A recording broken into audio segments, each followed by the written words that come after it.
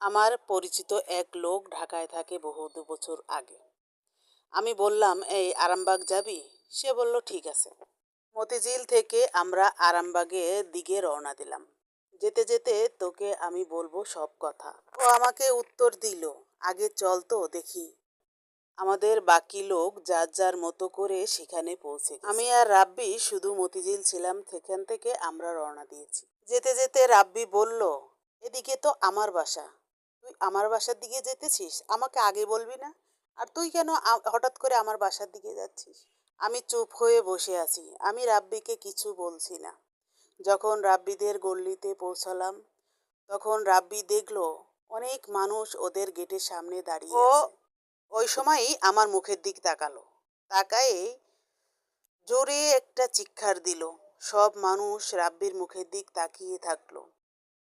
আমি কিছু বলার আগেই রাব্বি সব বুঝে গেছে। আমি তো কখনো ওর বাসায় আসি না, হঠাৎ করে কেন আমি ওর বাসায় আসলাম? ওকে কোনো সান্ত্বনা দেওয়ার মতো আমার কাছে কোনো ভাষা ছিল না। ওর কান্না দেখে আমার চোখ থেকে নিজের থেকেই পানি বের হয়ে আসছে। আমি কি বলবো ওকে আর বুঝতে পারছি না। চিৎকার পারতে পারতে ওদের গেটের ভিতরে ঢুকেই যে দেখলো ওর বাবা আর এই দুনিয়ায় নেই। তখন ওর বাবাকে জড়িয়ে ধরে বলল, বাবা আমি তোমাকে খুব ভালোবাসি।